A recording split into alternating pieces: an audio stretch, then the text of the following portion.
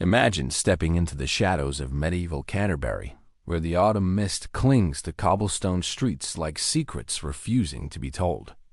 The year is 1170, and through the dim glow of monastery candles, you are about to witness an act so shocking that it will echo through the corridors of history for nearly a millennium. The clash between crown and cross reaches its bloody climax as four knights ride toward Canterbury Cathedral, their swords thirsting for the blood of England's most defiant archbishop. Tonight, the sacred stones of this holy place will be stained with martyrdom, transforming a political dispute into a crime that will haunt King Henry II until his dying breath. The December wind howls through Canterbury's narrow streets, carrying with it whispers of rebellion and the scent of burning incense from evening prayers. But this night will be remembered not for devotion, but for the most brutal assassination ever committed within cathedral walls. An act so savage that it will transform a stubborn priest into England's most revered saint, and a powerful king into a penitent pilgrim crawling on his knees toward absolution. Before we delve into this tale of power, betrayal, and divine retribution, if you're fascinated by the hidden truths of medieval history, consider hitting that like button and subscribing for more content like this. And please comment below to let me know where you're watching from. I find it incredible that we're exploring these ancient stories together from different corners of the world, connected across centuries by our shared curiosity about the past. The man who would become St. Thomas Becket was born around 1120 in London's Cheapside district, the son of a prosperous Norman merchant named Gilbert Becket.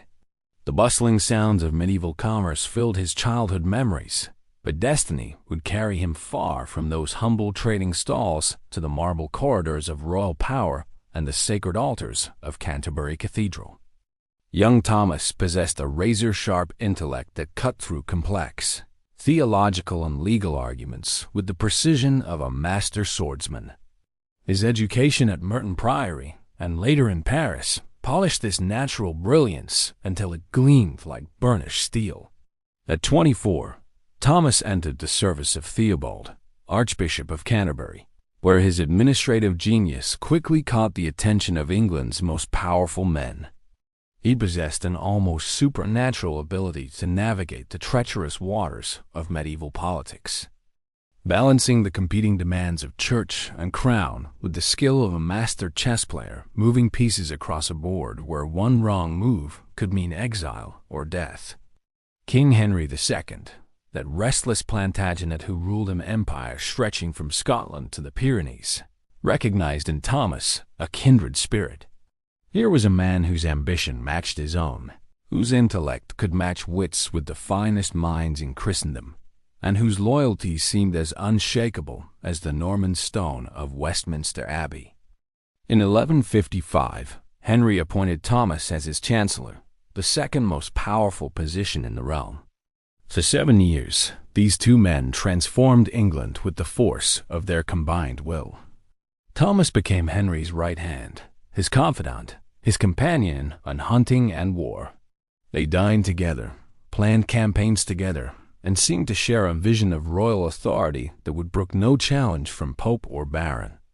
Thomas lived like a prince, maintaining a household that rivaled the king's own in magnificence.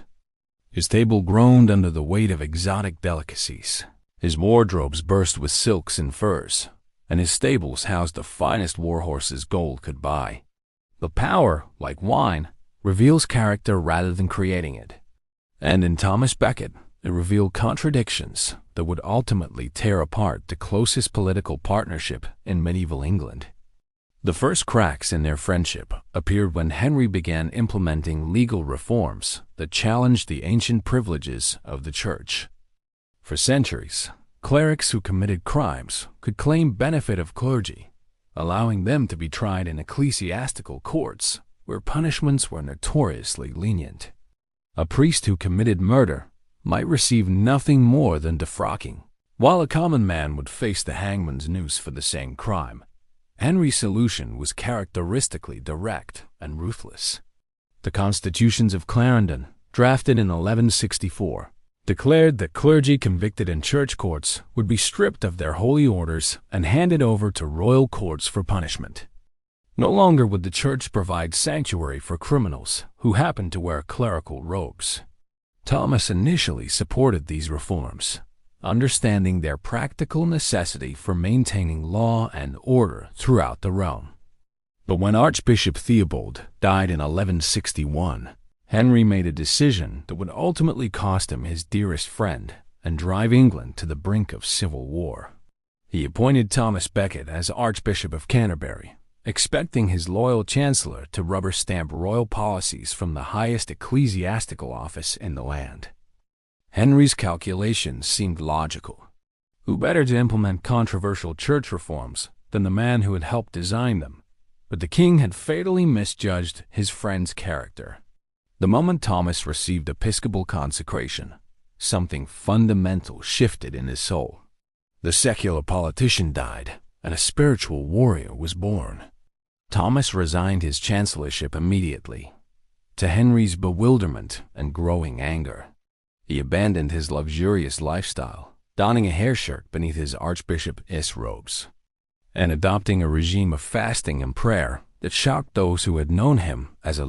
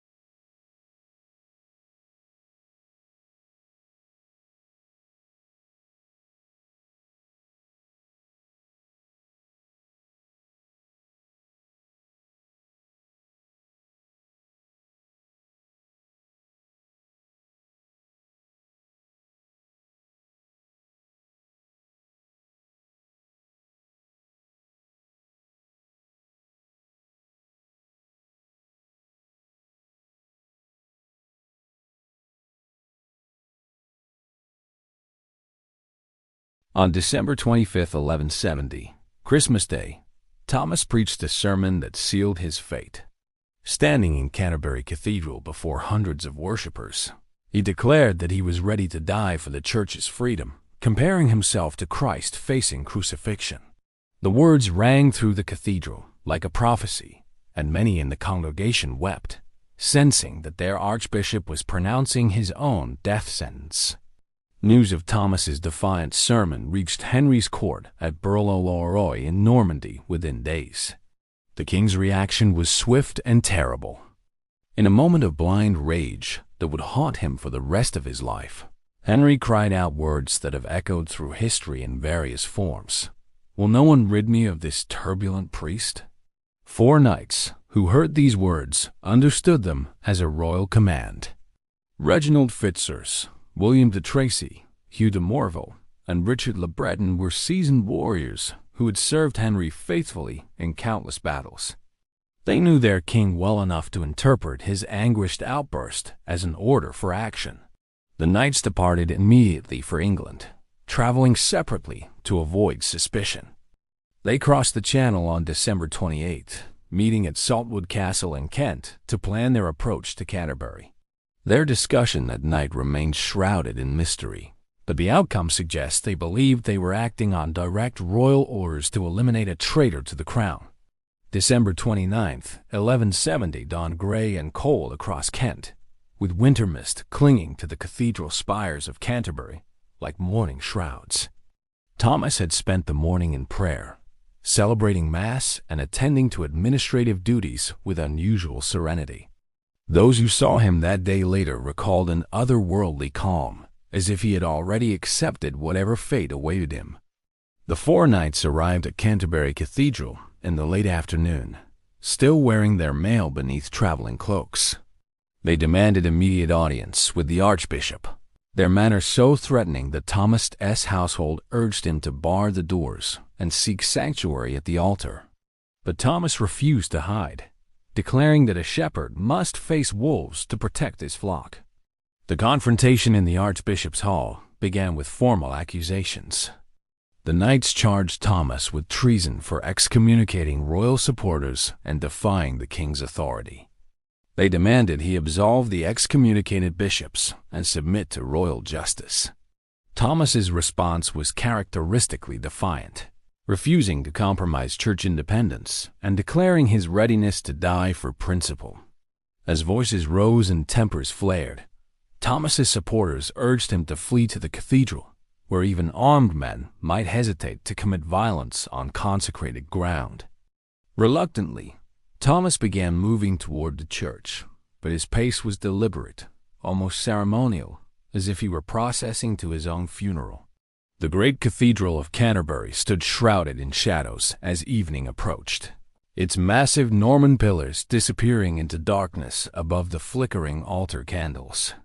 Vespers had begun, and the sound of chanted prayers drifted through the nave like incense made audible. It should have been the most sacred hour of the day in the holiest place in England. Thomas entered through the northwest transept, still wearing his archbishop's pallium, the white woolen stole that symbolized his authority as metropolitan of all England. His steps echoed off stone floors worn smooth by centuries of pilgrims. But tonight, those same stones would witness an act that would transform Canterbury into the most famous pilgrimage site in medieval Europe. The 4 knights had armed themselves while Thomas moved through the cloister, donning swords and axes with grim determination. They burst into the cathedral through the same door Thomas had used, their weapons gleaming in the candlelight like instruments of divine judgment gone horribly wrong. What happened next was recorded by several eyewitnesses, including monks who had been attending Vespers. Their accounts, though varying in detail, agree on the essential horror of what unfolded in those sacred shadows. The knights approached Thomas near the altar of St. Benedict, their voices echoing through the vaulted space as they repeated their demands for submission. Thomas's final words have become the stuff of legend, though their exact form remains disputed. By most accounts, he declared himself ready to die for God and the Church, refusing once more to compromise the principles for which he had already sacrificed friendship, power, and comfort. His voice rang with the authority of martyrs facing Roman amphitheaters, transforming a political assassination into something approaching religious ritual. The first blow came from Reginald Fitzurse's sword, striking Thomas on the head and bringing him to his knees. William de Tracy's blade followed, and then Hugh de Morville's, as the Archbishop of Canterbury died beneath a rain of steel in the place he had consecrated his life to serving. The final desecration came when Richard le Breton's sword scattered Thomas's brains across the cathedral floor, ensuring that no earthly physician could restore life to the broken body. The knights departed immediately, apparently shocked by their own actions. The cathedral fell silent, except for the terrified whispers of monks and clergy who had witnessed the unthinkable. Blood spread across ancient stones in pools that reflected candlelight like crimson mirrors, and the body of England, as highest church official, lay crumpled beside the altar where he had celebrated Mass that very morning. News of the assassination spread across England with supernatural speed, carried by travelers who had witnessed the aftermath and clergy who had fled Canterbury in terror. By New Year's Day, all of Europe knew that Thomas Becket was dead, killed by King Henry's knights in his own cathedral on the very stones where he had offered prayers for his enemies. Henry's reaction to news of Thomas's death revealed the depth of their former friendship and the magnitude of his own culpability. The king fell into paroxysms of grief that seemed to age him years in days. He donned sackcloth, refused food, and wept openly before his courtiers, declaring himself damned for his friend's blood. His cries of anguish echoed through the palace at Argentan like those of David mourning Absalom. But personal grief was only the beginning of Henry's troubles. Pope Alexander III responded to the murder with horror and fury, threatening excommunication for the king and interdict for his entire realm. European rulers who had long resented Henry's power seized upon the assassination as evidence of his tyrannical nature. Most dangerously, Thomas's death began inspiring miracles almost immediately, transforming a political crisis into a religious revolution. The first miracle occurred within hours of the assassination. A blind monk named Benedict claimed his sight was restored after touching Thomas's blood-stained vestments. Word of this healing spread through Canterbury like wildfire, and soon pilgrims were arriving from across England to pray at the site of the martyrdom. The stone where Thomas fell became worn smooth by the knees of supplicants seeking cures for ailments both physical and spiritual. Within 3 years, Thomas Becket was canonized as St. Thomas of Canterbury, the fastest canonization in medieval church history. His shrine became the most visited pilgrimage destination in Northern Europe, drawing hundreds of thousands of seekers who came to pray for healing, forgiveness, and miracles. The wealth these pilgrims brought to Canterbury transformed the cathedral into one of the most magnificent churches in Christendom. Henry's penance for his former friend's death became one of the most dramatic royal acts of contrition in medieval history. In July 1174, the king walked barefoot through Canterbury streets, wearing only a rough pilgrim's robe, while crowds of common people watched their sovereign humiliate himself for their saint's forgiveness. At Thomas's tomb, Henry stripped to his undergarments and allowed 80 monks to flog his back with birch rods, each stroke representing his acknowledgement of guilt in the martyrdom. The political consequences of Thomas's assassination extended far beyond Henry's personal anguish.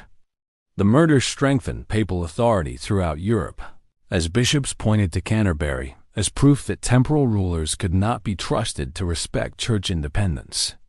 The cult of St. Thomas became a rallying point for clerical resistance to royal authority, inspiring priests and bishops to defend their privileges with new determination. Thomas's transformation from worldly politician to uncompromising saint reflected broader changes in medieval society. The 12th century witnessed growing tension between spiritual and temporal authority, as reforming popes demanded ever greater independence from secular control while powerful kings sought to subordinate all institutions to royal will. Thomas's martyrdom crystallized these tensions in ways that reverberated across centuries. The cathedral where Thomas died became a theater of medieval devotion unlike any other church in Europe. Pilgrims approached his shrine on their knees, often traveling the final miles barefoot as penance for their sins. The sick and lame filled the cathedral daily, hoping that proximity to the saint's relics would bring healing. The wealthy endowed chapels and commissioned artworks, while the poor offered their labor to maintain the sacred space where England's greatest saint had given his life for principle. Geoffrey Chaucer would later immortalize these Canterbury pilgrims in his great poem, but he captured only a fraction of the devotion that Thomas's martyrdom inspired. For 3.5 centuries, until Henry VIII destroyed the shrine during the Reformation, Canterbury Cathedral remained the beating heart of English spirituality, a place where earthly power had been dramatically humbled by divine authority. The 4 knights who killed Thomas met various fates that medieval observers interpreted as divine judgment. Some died violent deaths, others disappeared into obscurity, and all were remembered as cautionary examples of what happened to those who raised their hands against God's anointed servants. Their names became synonymous with sacrilege, their deed a byword for the ultimate crime against both human and divine law. Modern historians have debated whether Henry II actually intended Thomas's death or simply spoke carelessly in a moment of rage. The weight of evidence suggests that while the king may not have explicitly ordered assassination, his words created an atmosphere in which loyal followers felt odds to eliminate his troublesome former friend. The distinction mattered little to contemporary observers, who held Henry fully responsible for the blood spilled in Canterbury Cathedral. The friendship between Henry and Thomas has become one of history's most studied relationships, a case study in how power can corrupt even the closest bonds. Their story reveals the terrible price of uncompromising principle in a world where compromise was essential for survival. Thomas chose martyrdom over submission, while Henry chose temporal power over personal loyalty, and both men paid prices that haunted them beyond the grave. Thomas Becket's shrine was destroyed by Henry VIII in 1538 during the English Reformation, its treasures carted away to fill royal coffers, its relics scattered or burned as symbols of papal superstition. But the story of the turbulent priest who defied a king and died for his principles continued to inspire those who faced similar choices between conscience and convenience, between spiritual authority and temporal power. The stones of Canterbury Cathedral still bear witness to that December evening in 1170, when friendship died and martyrdom was born. Visitors today can stand at the place where Thomas fell, now marked by a simple memorial that speaks more eloquently than any elaborate monument. The altar of Sword Point, as it came to be known, reminds us that sometimes the most profound transformations occur in moments of terrible violence, when the collision of competing loyalties creates legends that outlast the kingdoms that spawned them. As we look back across more than 8 centuries at that candlelit scene in Canterbury Cathedral, we see reflections of humanity's eternal struggle between authority and conscience, between friendship and principle, between the demands of this world and the next. The blood that stained those ancient stones has long since faded, but the questions raised by Thomas Becket's martyrdom continue to challenge every generation that confronts the competing claims of church and state, loyalty and justice, power and truth. The December wind that howled through Canterbury on that fatal night in 1170 has died away, but its echoes still whisper through the corridors of history, carrying the story of England, his most turbulent priest, and the king who loved him. Too much to let him live in defiance, yet not enough to save him from the consequences of that love. In the end, perhaps that is the true tragedy of Thomas Becket's assassination, not the failure of political compromise, but the destruction of a friendship that might have changed the course of medieval history, had it found a way to survive the collision between earthly ambition and divine calling.